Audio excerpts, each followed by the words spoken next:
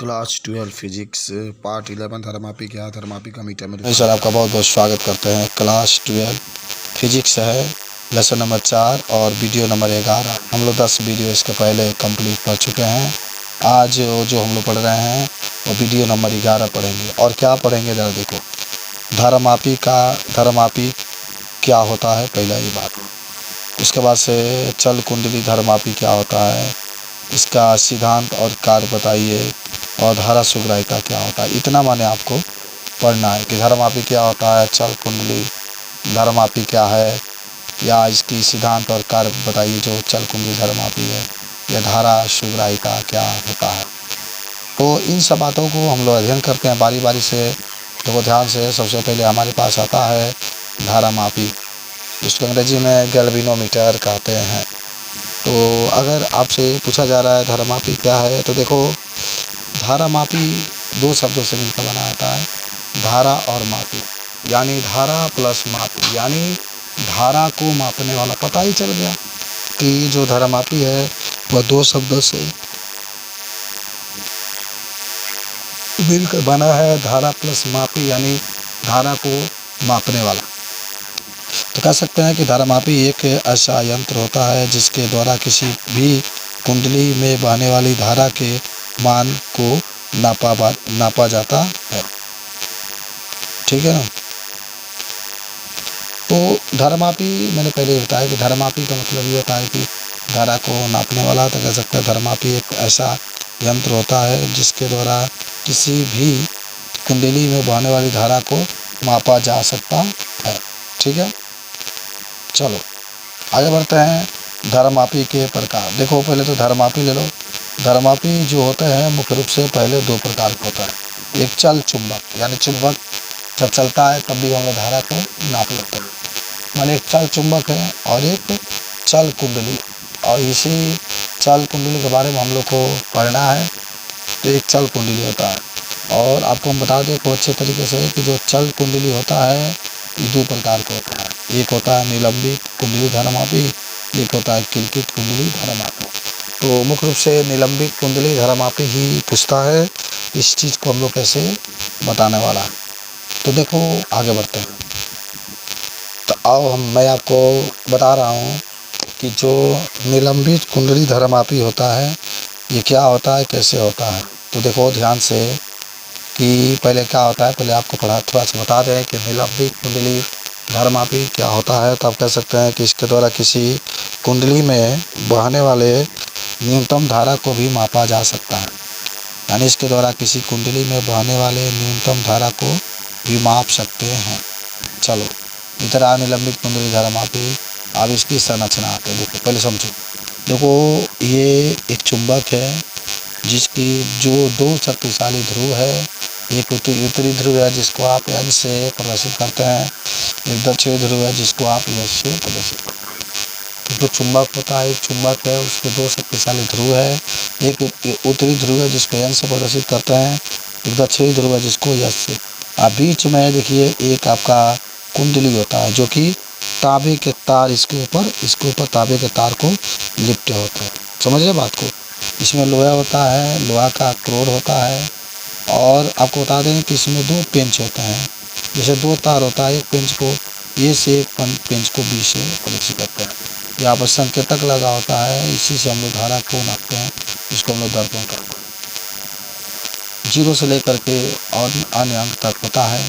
तो उसके बाद से जब इस कुंडली में हम लोग धारा प्रवाहित करते हैं, तो देखो पहले आपको एक चीज़ बताते हैं कैसे ये बराबर किया। जैसे मान लो कुंडली का नंबर हमने क्या किया ना, ये कुंडली है। देखो ये वाला जो हिस्सा देख रहे हैं, ये वाला यही है आपका हिस्सा, ये वाला, और इसके ऊपर तार लिपटा गया इस तरीके से। देखो ये है ना, इस तरीके से इसके ऊपर तार क्या किया हुआ, लिपटा गया। तो अब तार लिपटेंगे तो दो सिरा होगा, देख रहे हो, एक यहाँ पर ये सिरा है, और एक लिया को ऊपर जोड़ दिया, ऊपर वाला पेन से एक जोड़ दिया गया नीचे वाला। जैसे ऊपर वाला ये है, ऊपर वाला को लिया करके हमने ऊपर से जोड़ दिया, तो ये आपका होता है। तो देखो क्या करेंगे। तो अब इसके हम लोग आगे बढ़ते हैं। तो निलंबित कुंडली धारामापी संरचना भी देख लीजिए कैसे कैसे होता है। ठीक है, माने दो को ध्रुव रहेगा, चाहे उत्तरी ध्रुव दक्षिणी ध्रुव, तांबे के तार लपटे होते हैं जो कुंडली होते हैं। अब तो संरचना में देखिए क्या होता है। कहेंगे कि इसमें एक कुंडली होती है। चलो क्या भाई, ये कुंडली होती है, मतलब वृत्तकार गोलाकार कुंडली होती है, ठीक है। कह रहा है कि इसमें एक कुंडली होती है जिसको चुंबक के दक्षिणी ध्रुव और उत्तरी ध्रुव के बीच में रखा जाता है। ये चुंबक का उत्तरी ध्रुव है और दक्षिणी ध्रुव है, इसके बीच में कुंडली को रखा जाता है। इसमें एक कुंडली होती है जिसको चुंबक के दक्षिणी ध्रुव और उत्तरी ध्रुव के बीच में रख दिया जाता है और इसके ऊपर तांबे के तार को लपेट कर आयताकार कुंडली बना लेते हैं। इसके ऊपर तांबे के तार को लपेट कर आयताकार कुंडली बना लेते हैं। तार को दो पेंच, तो तार को दो पेंच ए और बी से जोड़ देते हैं।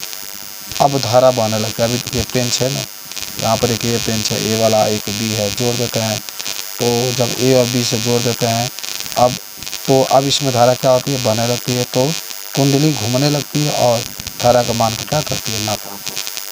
तो जब जैसे ये कुंडली है ना, देख रहे हैं ये कुंडली है, ये भी घूमने लगती है। जब कुंडली घूमती है तो जो धारा का मान होता है उसको हम लोग नाप लेते हैं।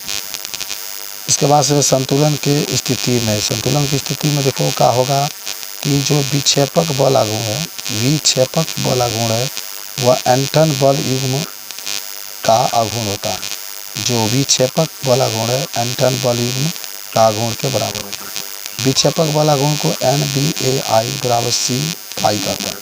तो I बराबर C फाई बटा में NBA होगा। समझ रहे बात को, K बराबर अब सीध भी किए थे, टा बराबर NBA बल आघूर्ण NBAI साइन थीटा, वही तो है। आई को रखा गया है, बाकी सब बटे में आ गया C फाई बटा में NBA। अब ये एक नियतांक होता है, K बराबर फाई को छोड़कर K बराबर CNBA। C नियतांक है, N प्रेरक संख्या है, B चुंबकीय क्षेत्र, A क्षेत्र। जहाँ धारामापी नियतांक है, यानी जो K है यहाँ पर लिखना, जो K है जहाँ K धारामापी नियतांक है। तो I बराबर देखो, अब I बराबर पूरा का जगह पर K रखा गया, K इंटू फाइव का I इंटू फाइव, ठीक है। इस तरीके से आप बता सकते हैं। अब ये धारामापी का सुग्राहिता, देखो क्या होता है ना, अभी आप कुंडली की बात पढ़ रहे थे, इसके पिछले जो आप देख रहे थे कि कुंडली में एकांक धारा प्रवाहित करने पर इसमें उत्पन्न विक्षेप को धारामापी का सुग्राहिता करता है। जैसे क्या होता है ना, ये धारामापी इस तरह मान लो 0 है, 1 है, इधर 2, ये -1 -2। तो जब धारा इसमें सुई लगा, जब धारा हम लोग क्या करते हैं, जब किसी कुंडली में धारा प्रवाहित करते हैं तो जो प्रवाहित करने पर उसमें जो उत्पन्न विक्षेप होता है, विक्षेप का मतलब वही देख रहे हो, ऐसे जो गति करता है कम पर विक्षेप, जैसे सीधा है धारा ऐसे घूम, सीधा धारा ऐसे घूम, सीधा ऐसे घूम गया, इसी को विक्षेप करते हैं और इसी को हम लोग क्या करते हैं, सुग्राहिता, इसी को धारामापी का सुग्राहिता। तो धारामापी का सुग्राहिता भी आपको याद हो गया। जब किसी मान कुंडली में धारा प्रवाहित करते हैं तो जो धारामापी में विक्षेप उत्पन्न होता है इसी को हम लोग सुग्राहिता, यस बराबर सुग्राहिता को हम लोग यस से प्रदर्शित करते हैं। यस बराबर फाइव बटा आई फाइव और आई बराबर भी NBAC ऊपर C फाइव बटा में NB। इस तरीके से आप इसको भी बता सकते हैं, धारामापी का सुग्राहिता। बच्चों आपको जो भी वीडियो में डाउट है पूछ सकते हैं। तो आज के इतना रह देते हैं, धन्यवाद।